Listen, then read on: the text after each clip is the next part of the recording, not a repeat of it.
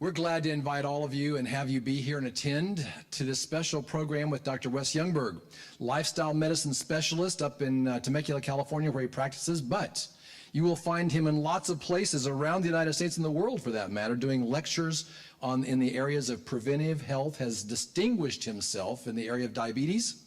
And of course, when we talk about Alzheimer's disease, there is some researchers that are calling this type 3 diabetes, if I remember correctly.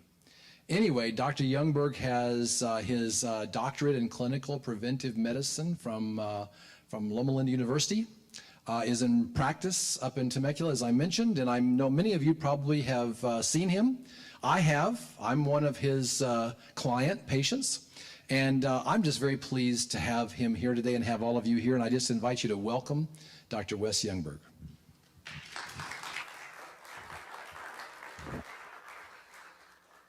Thank you, Dan. Dan Houghton not only is a personal friend of mine, but I had the privilege to work with him a few years ago.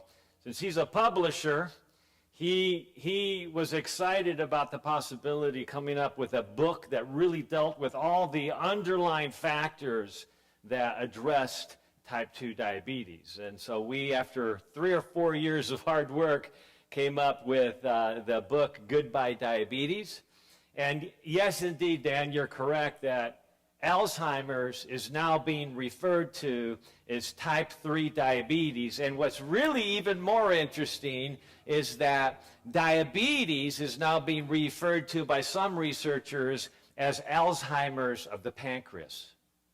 And you'll begin to understand why this is so critical, because it gives us significant insights as to what we can do literally to unlock this code for brain healing, to look at the strategies to prevent Alzheimer's and to basically reverse memory loss. This is, to me, one of the most exciting fields where we're dealing with a condition that up until now has been called completely incurable and really very, very difficult to prevent, because if you don't know the cause of a problem, how can you really, truly prevent it, much less reverse it? So it was interesting as I contemplated this. Just this past Tuesday, I was playing basketball, as I always do on Tuesday at lunchtime. And after about an hour of playing, like I always did, I started feeling something in my mid-calf. I started feeling like something wasn't right.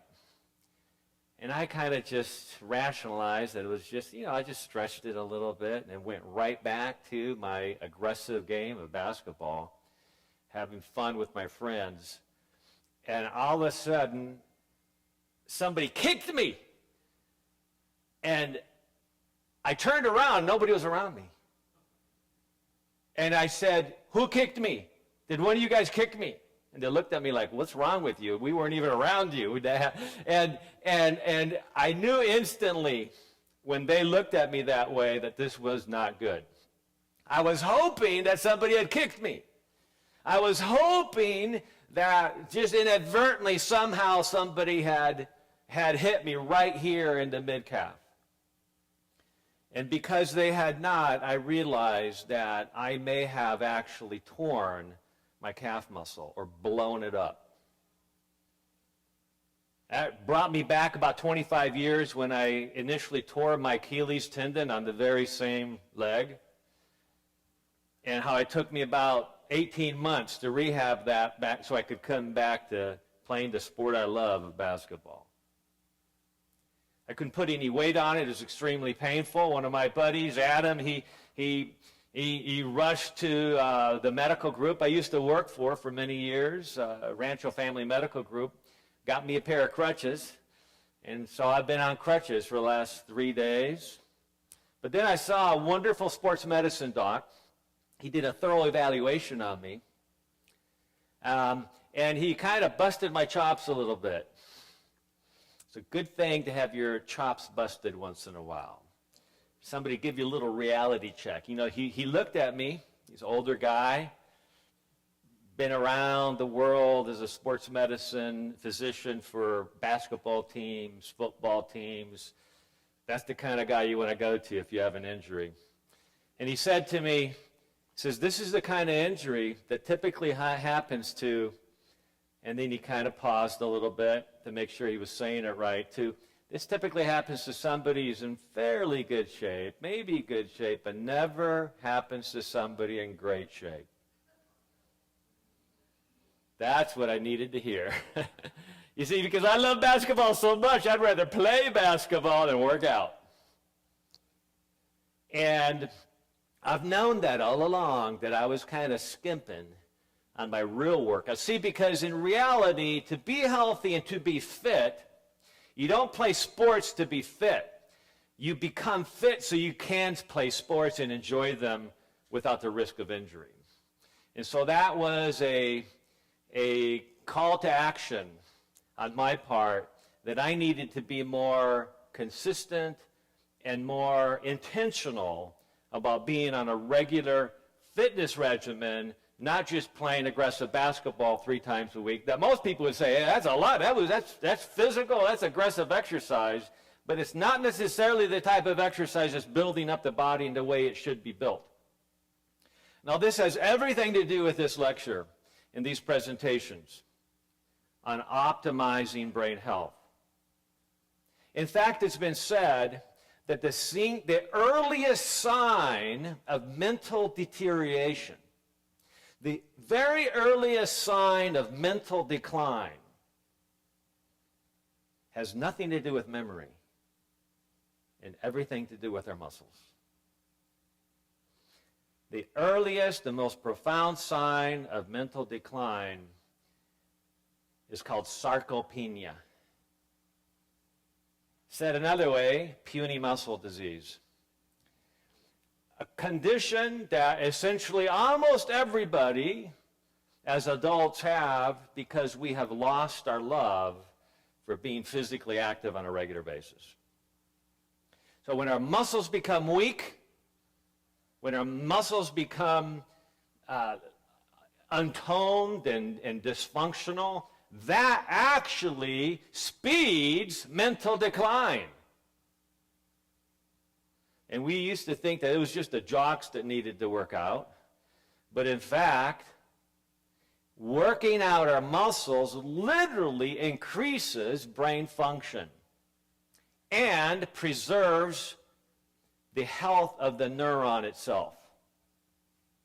And it's even being shown now that physical exercise actually helps regenerate injured nerves, helps protect the nerves. And there's now new research showing where you can actually grow new memory cells or new neurons in your hippocampus if you're right, if you're on an effective, comprehensive lifestyle approach. So, I've injured my calf. Do I have any hope of ever recovering from this injury?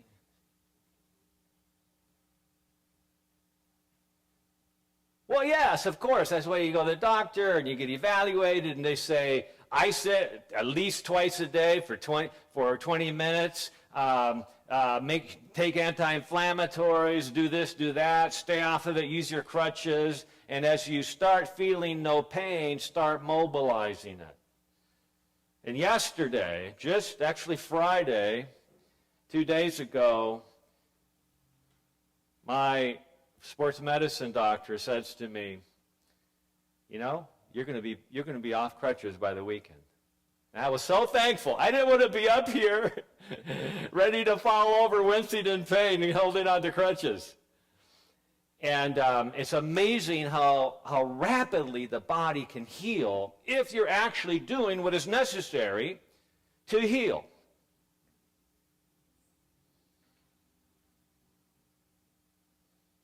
Likewise, we're learning that the brain can heal. The challenge is that many times we're not aware of the things available to us to optimize that healing process, to do the best that we can with what is available. But what if I decided, you know what, I have this injury. I'm just going to keep playing basketball every day at lunchtime because I love it so much and it's good for me. It gets my heart rate up, it's good for my circulation, and it cuts the stress down, and all of those things are good for muscles. I've read it in the research. What would happen if I continued to play basketball with that injury every day at lunchtime? Would I ever get better? No, I wouldn't. I would never heal. In fact, it would continue to deteriorate and fall apart to the point where I would not be able to walk at all. And this is a very, very important concept for us to understand, because so oftentimes the inability to heal from many different types of chronic diseases is simply because we don't realize that we're continuing to do the very same things that caused the problem in the first place. And that's why the conventional view would be that there is no hope, that there is no cure, there is no ability to come back from this. We're too far gone. And I'd like to suggest to you that we need to change that paradigm of thought. We need to recognize that there's hope. It was now almost 20 years ago when Dr. Dean Ornish decided to put all his energies into doing the lifestyle heart trial. Prior to this study about 20 years ago, the conventional view in healthcare, in medicine, was that you could not reverse heart disease. In fact, I remember being in a class at Loma University. How long ago was that? 1985. Sitting in a class with my favorite professor, and along with about 80 other students in this class, and we were talking about heart disease. And somebody made the point that there was a conventional belief that once you've had a heart attack, you're going to end up having another heart attack if you live long enough.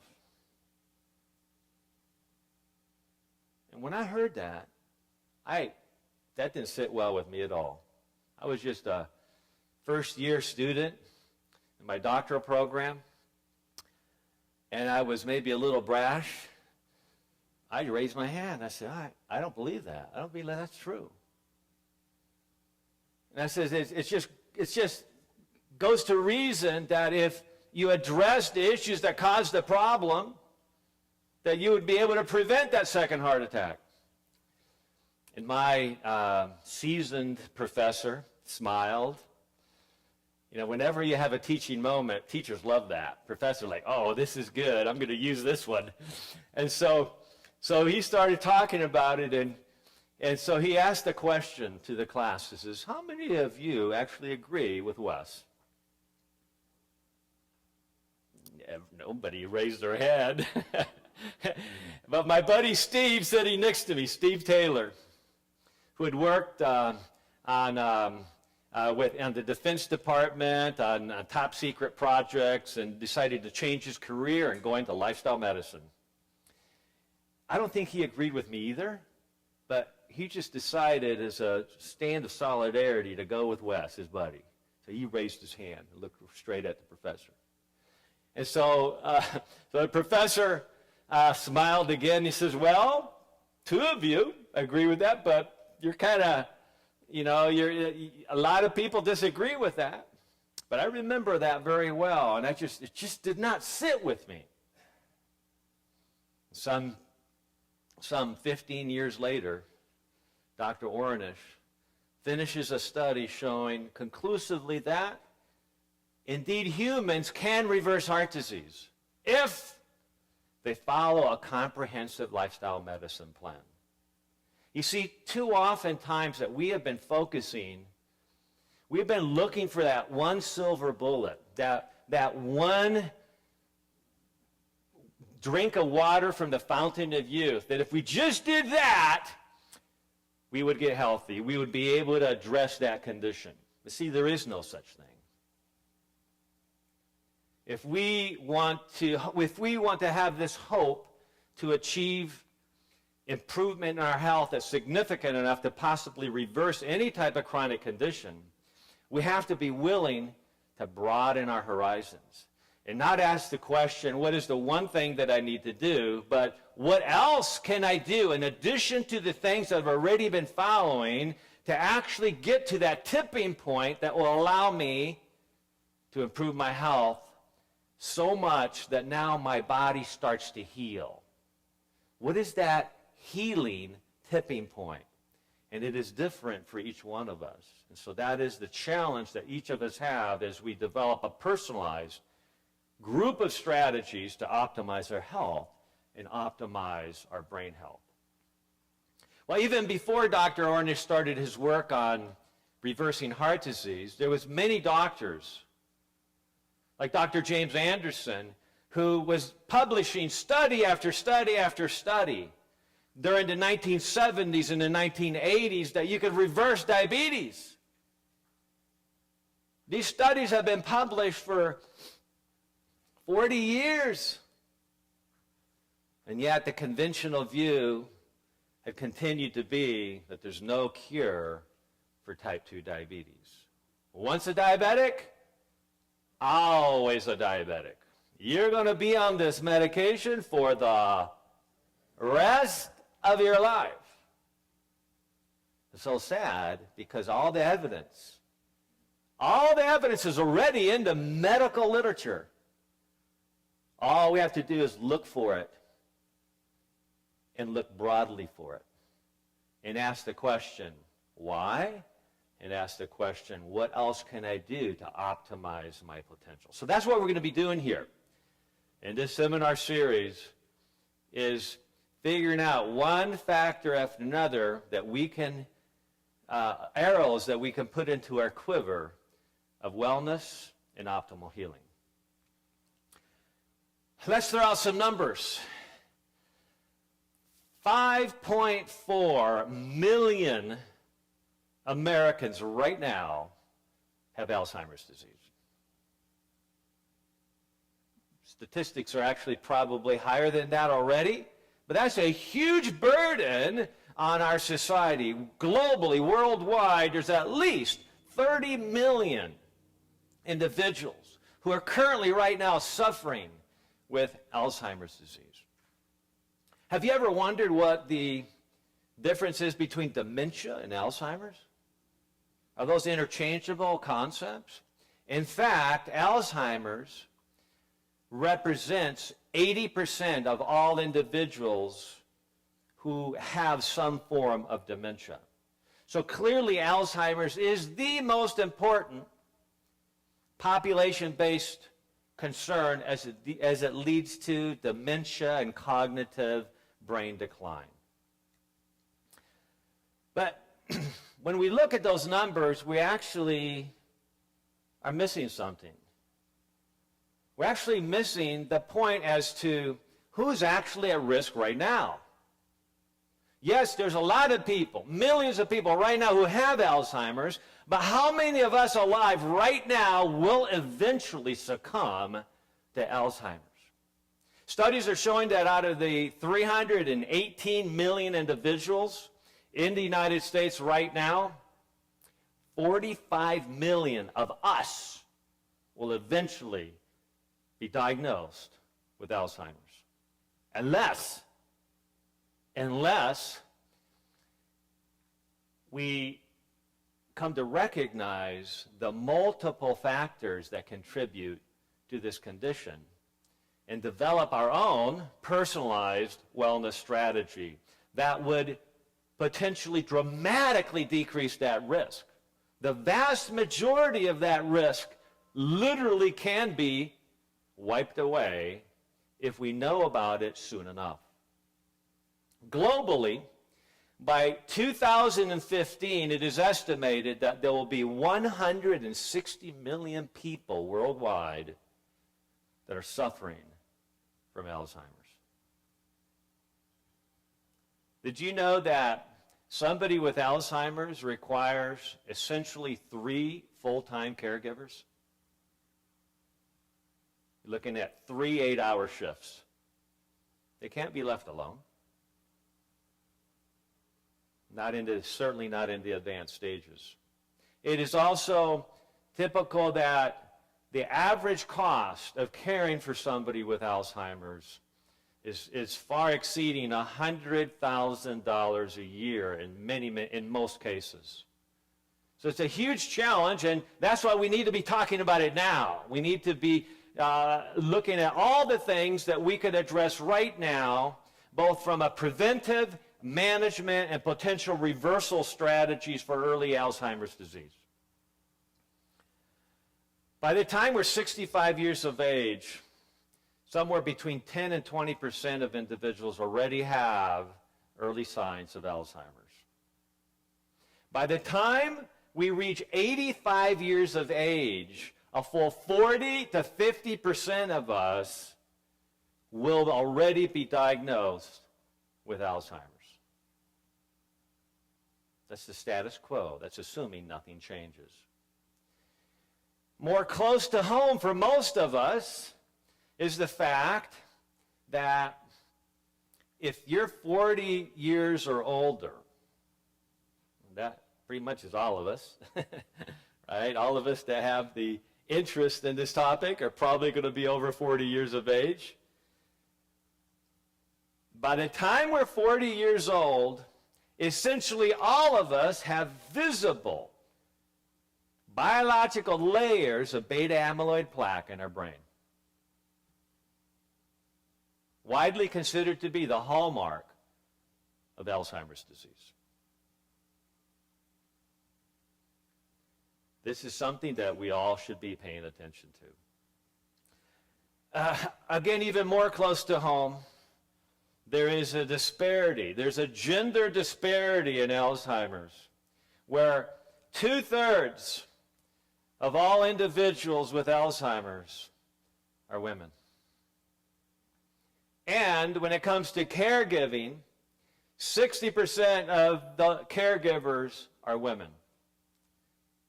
And so women, you in particular, need to be paying attention to these strategies.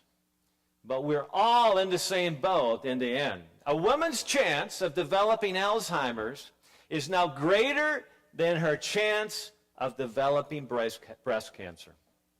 All this talk about breast cancer, rightly so, but in fact that pales in comparison to the risk associated with breast cancer.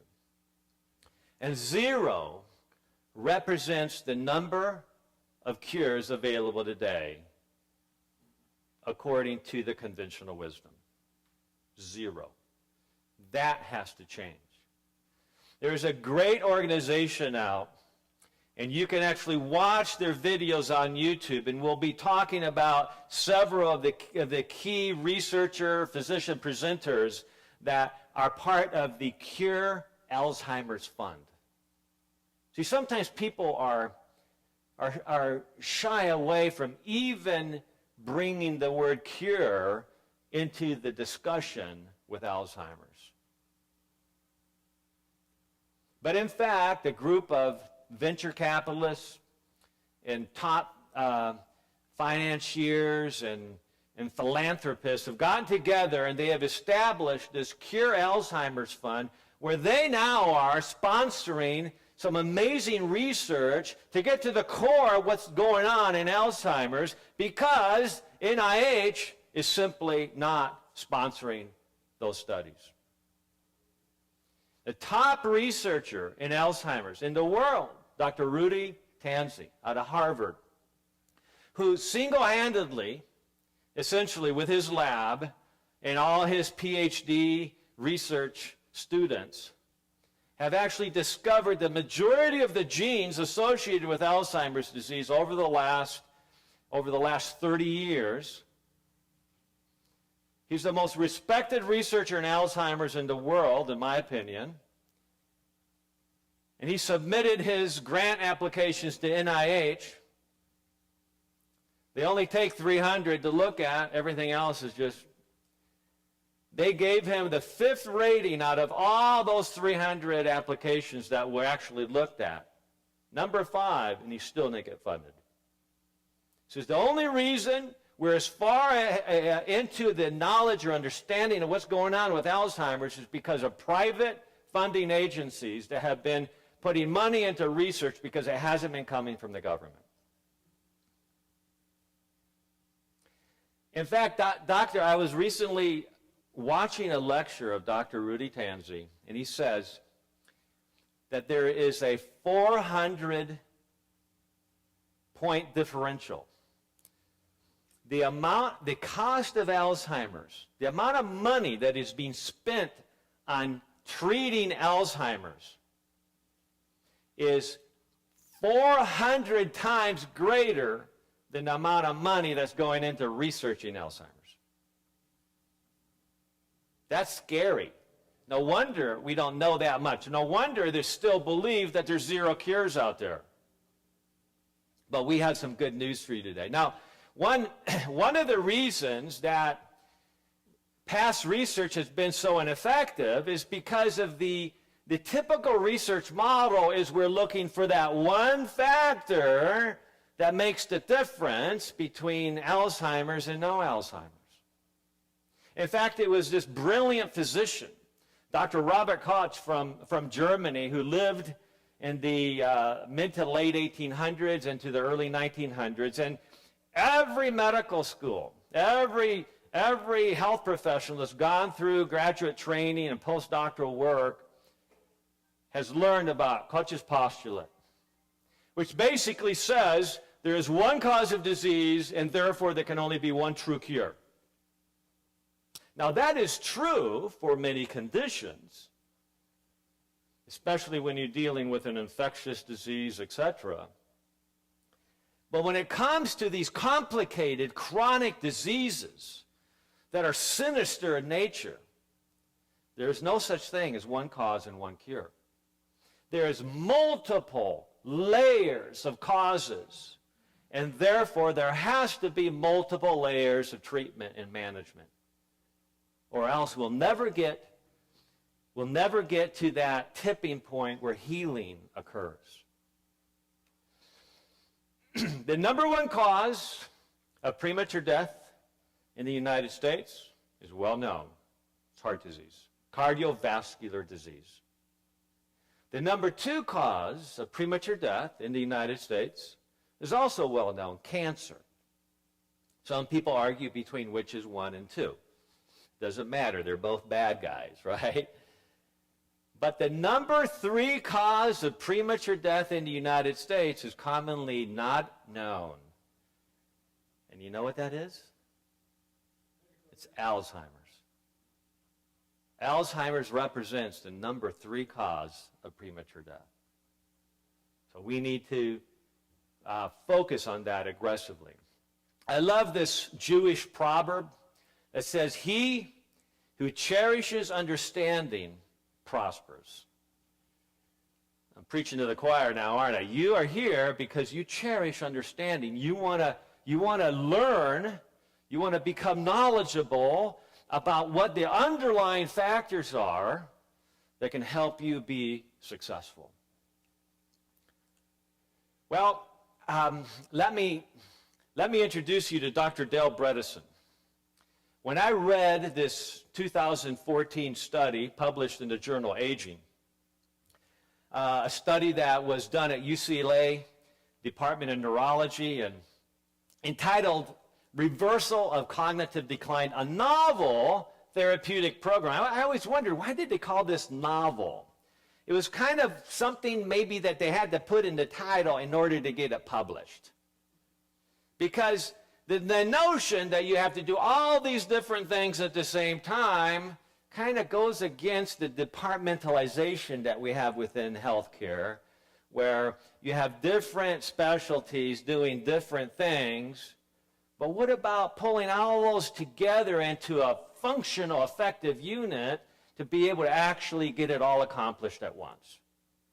And so Dr. Dale Bredesen recently did grand rounds at the Cleveland Clinic, Now, the Cleveland Clinic, in fact, he himself, during the grand rounds, this was in early April 2016, at the Cleveland Clinic, he congratulated the Cleveland Clinic for being the first major medical institution in the United States to embrace the concept of integration, of functional medicine, of bringing functional and lifestyle medicine all together and treating the entire person, right? The motto of Loma University is to make man whole, to treat the whole person care, which by definition requires that we address every aspect of that person.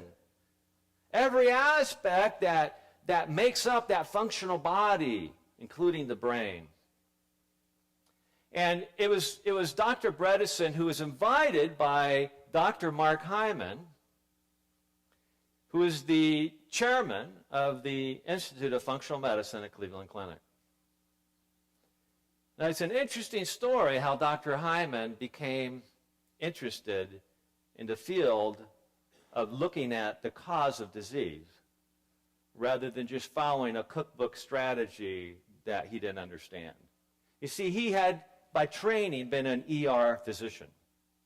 Good at what he did. You know, like that adrenaline rush, and boom. When this comes in, we do this.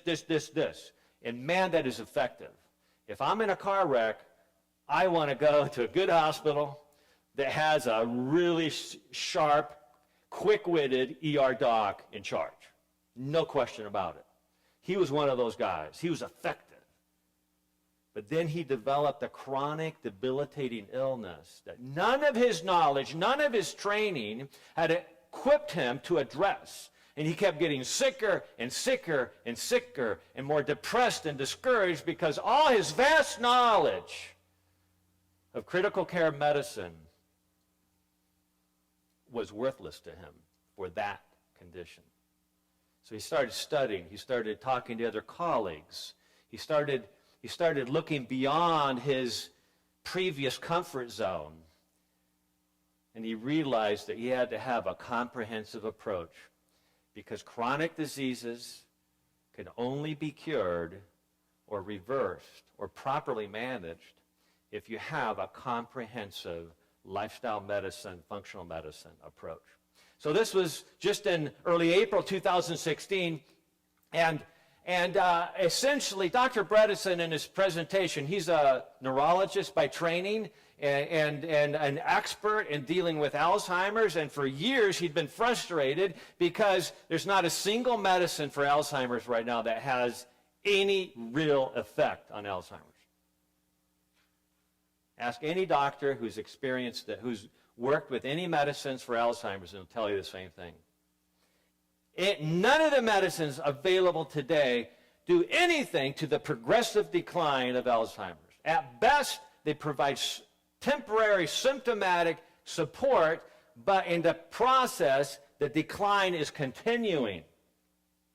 So definitely not the current answer.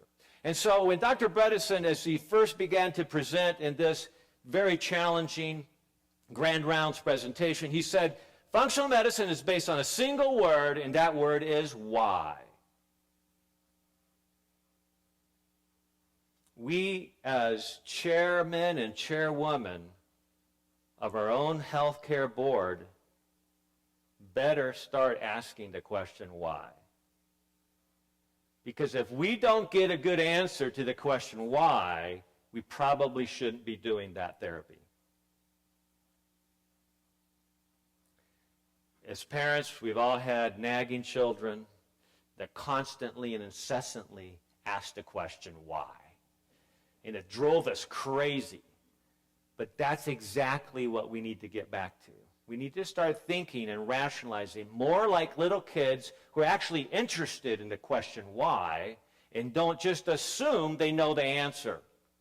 Because if we're not getting results, we don't know the answer. And we have to start asking the question why.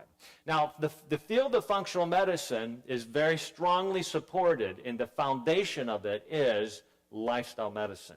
I had the privilege some 11 years ago to be one of the founding directors, one of the board of directors of this new little organization called the American College of Lifestyle Medicine. We founded it right here at Loma University, and there was just a small group of 20, 30 of us that met the first year, and man, we were exciting. Dr. John Kelly, a good friend of mine, a physician who actually came to medical school at Loma Linda at the age of 40. He was an executive in the insurance industry, and he said, I want to stop dealing with insurance, health insurance, and I want to start actually helping people get well. And as he went through medical school as somebody who was more seasoned and mature, he started asking the question, why? Got into trouble for it quite a few times. But now he's known as the founding president of the American College of Lifestyle Medicine, an organization that has just expanded and now is worldwide. So lifestyle can be used as a therapeutic intervention to prevent, arrest, and then often reverse disease. If you believe that, you have hope.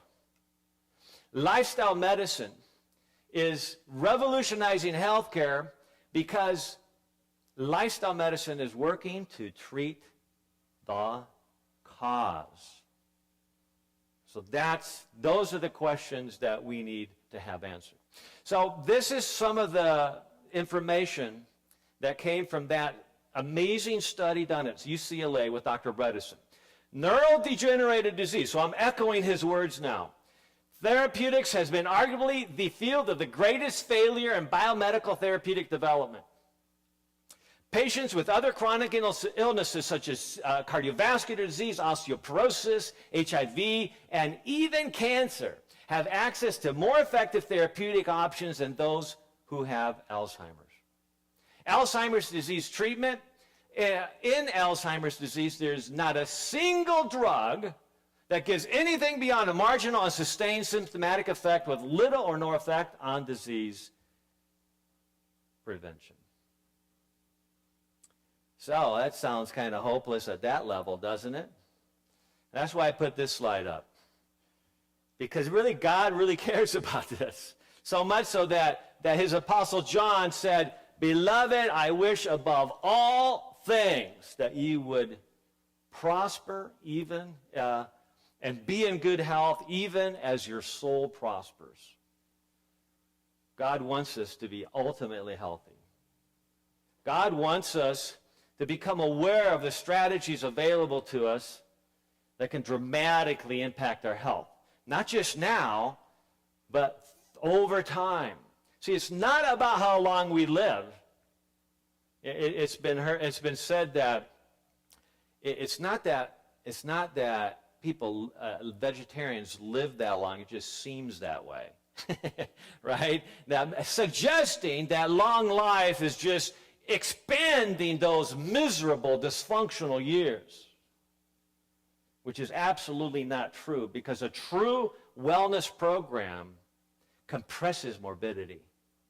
It compresses those years of dysfunction all the way to the very end. And the goal is to be like those patriarchs of old. You know, when Abraham dies at the age of 175 years old. And one day he wakes up and he says, you know, I've lived a good life. I have all my family around me. I'm totally satisfied. I'm ready to go. I'm going to pull all my children and my grandchildren and my great-grandchildren together, and I'm going to one by one bless them and give them encouragement, and then I'm going to go lie down, and I'm going to pass away with a smile on my face. That's the way it used to be. And that's the way it could be. Because all of us are going to die someday. Right? Short of the second coming of Jesus, all of us are going to die someday.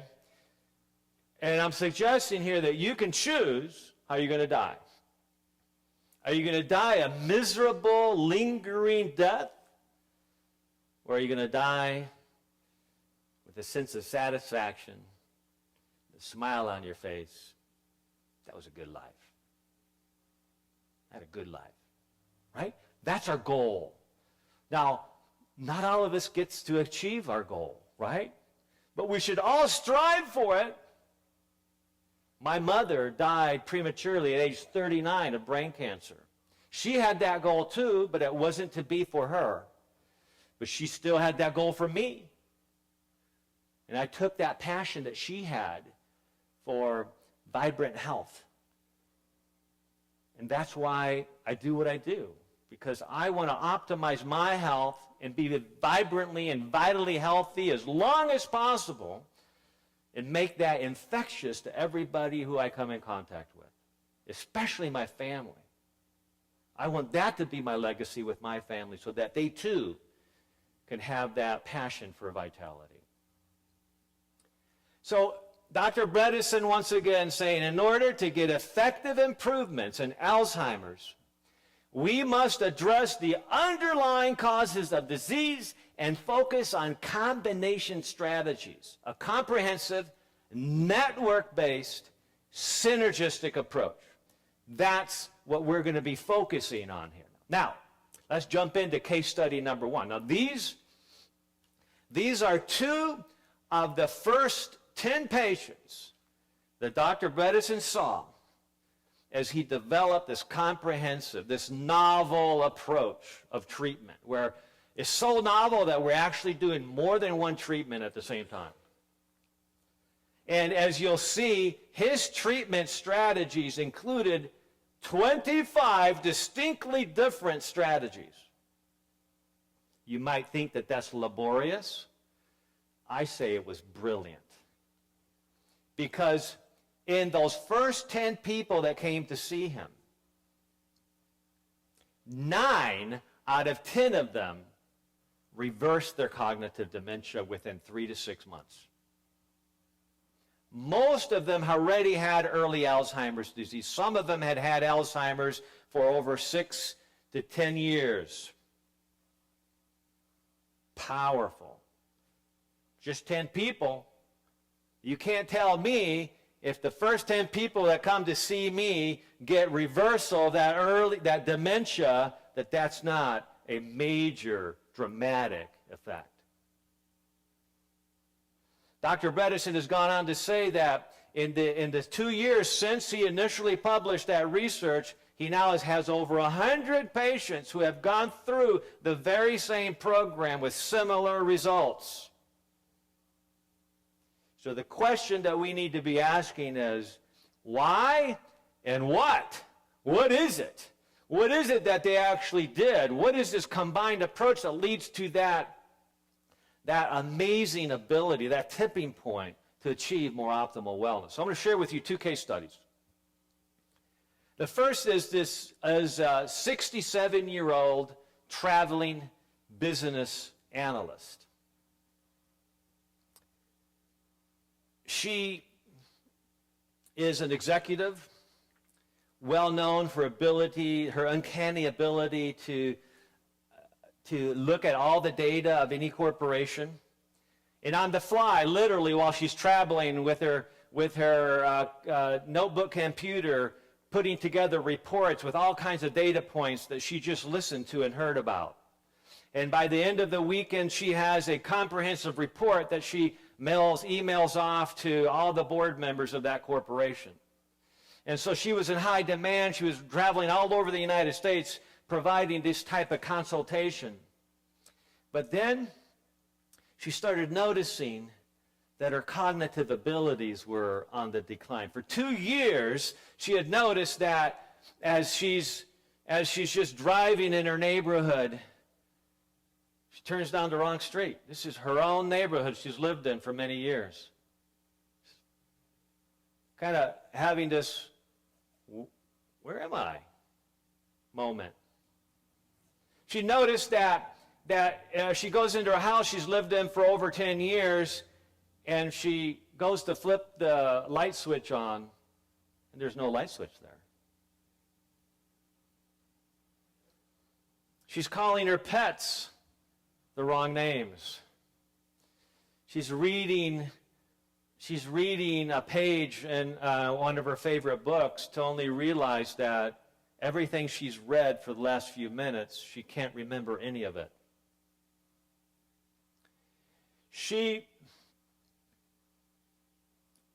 becomes very concerned because, you see, her mother had suffered horrible effects of Alzheimer's disease for over a decade, 15 years actually, and had lived in an Alzheimer's care facility for her last 10 years. Very concerned, she goes to her doctor. She explains her condition, her concerns to her doctor, and her doctor says to her, well, your mother had Alzheimer's. Everything that you're telling me sounds like that you're into early Alzheimer's. There's not a thing we can do about it. He proceeds to write memory problems in her chart.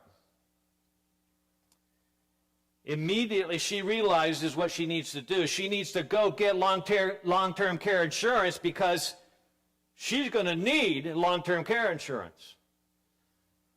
But like any good insurance company, they do their homework and request notes from all her medical visits.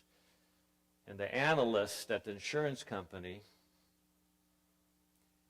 sees memory problems written in her chart and checks the denial part of the application.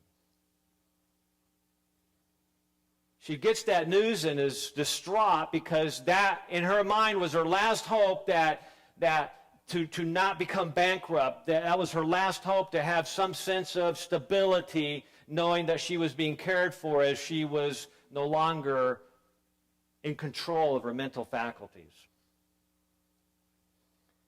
Despondent, she actually calls her best friend in San Francisco. And they both cry on the phone as she relates her experience. Because she's contemplating suicide because she doesn't see any other more effective way out.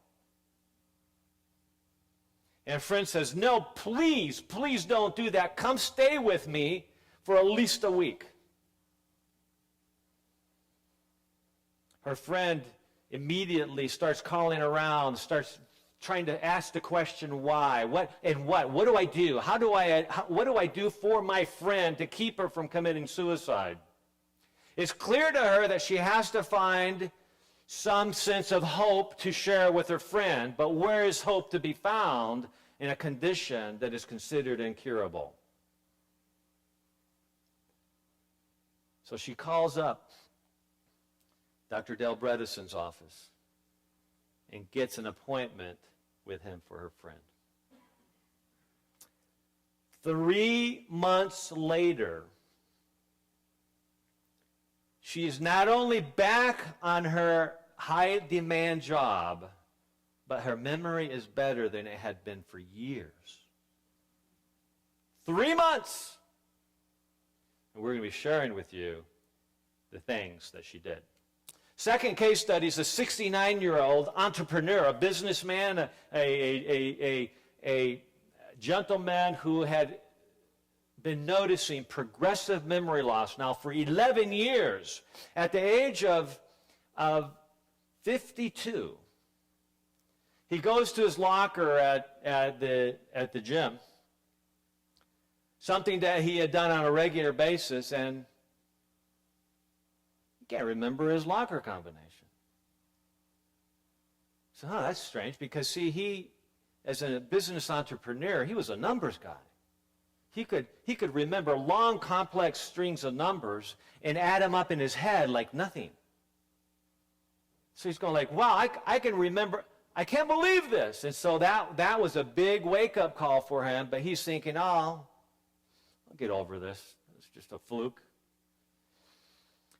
His verbal memory recall, based on testing, during that period of time drops from 83rd percentile Meaning after having cognitive deficit and starting to do testing, he is now he is still at 83rd percentile, where he's essentially has a better memory, a better verbal recall than 83% of American adults. But over that preceding 11 years, his verbal recall drops to 1 percentile, the first percentile. Meaning that 99% of American adults have better verbal memory recall than he does.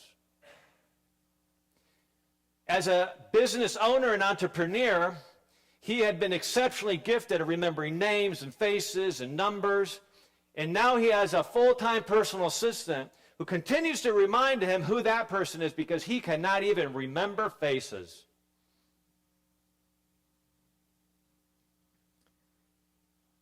He's distraught. He doesn't know what to do. In fact, as he talked to his neurologist, he said, I will pull out a book that looks very interesting to me. There's something really interesting about this book, and I will have read a full 4 or 5 chapters before I realize that I've already read this book. Lost memories.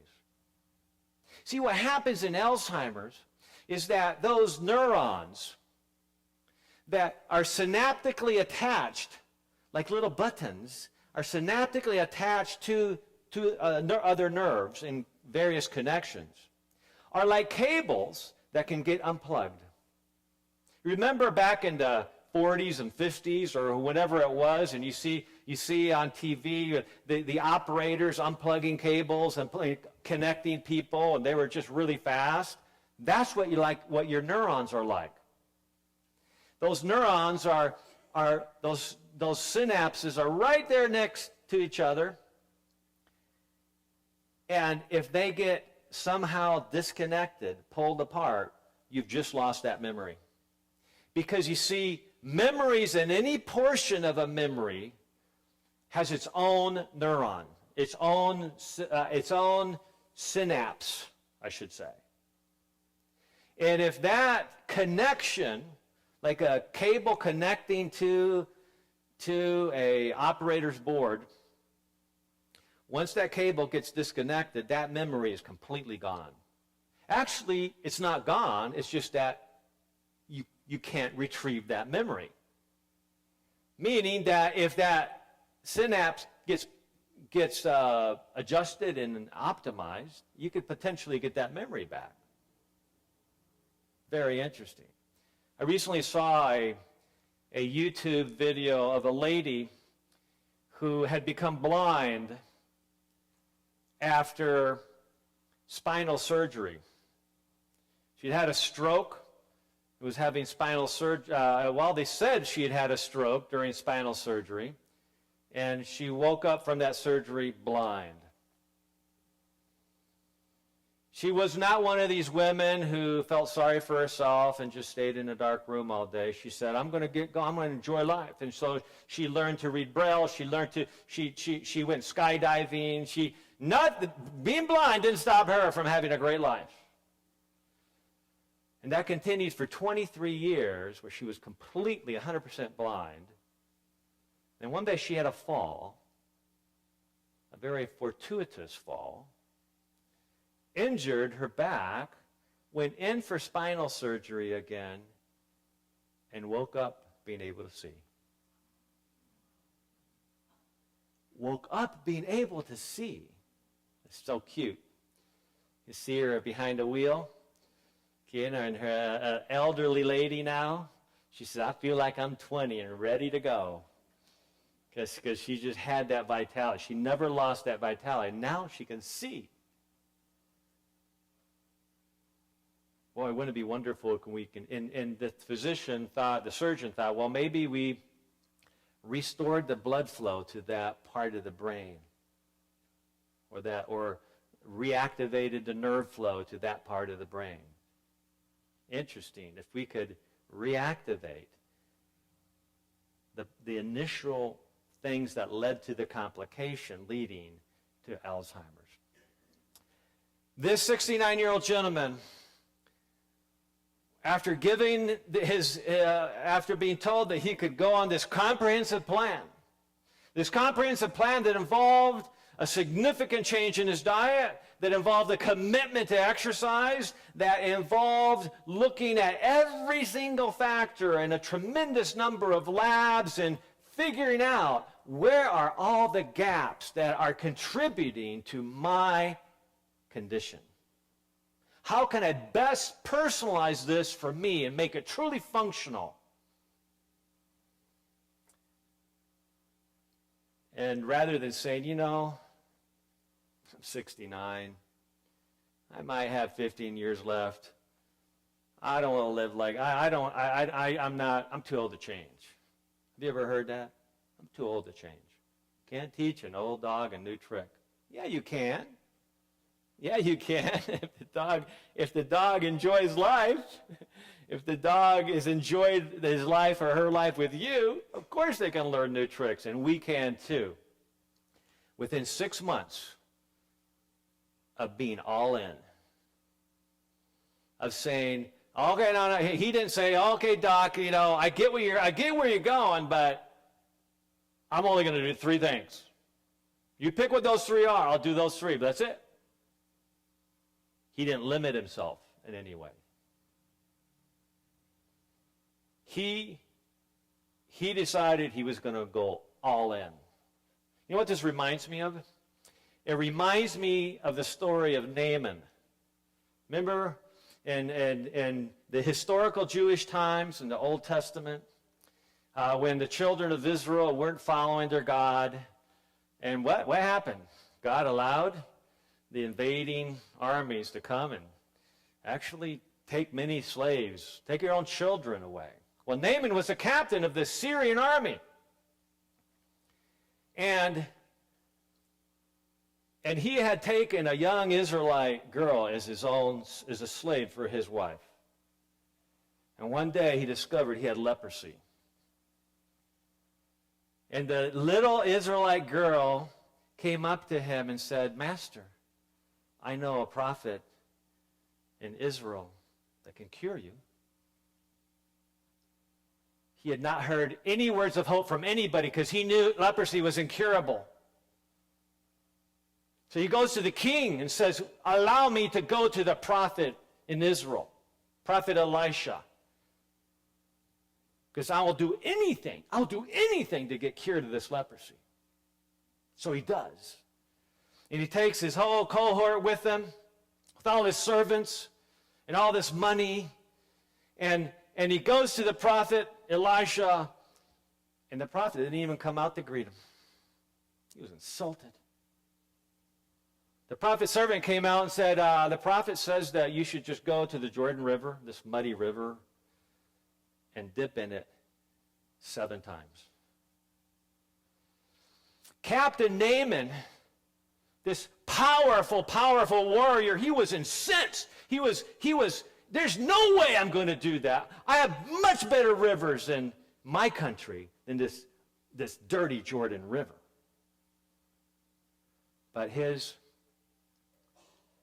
he went to leave, and his servant stopped him and says, please, master, what if they would have asked you to do something great, to travel the oceans and find some special herb? Would you have done that? Of course I'd done that. So please go dip yourself into Jordan several times. Wisely, he humbled himself. He swallowed his pride. He dipped himself into Jordan 7 times, and he came out cured of leprosy. Are we willing to do what it takes? In the next session, we will begin learning exactly what that is.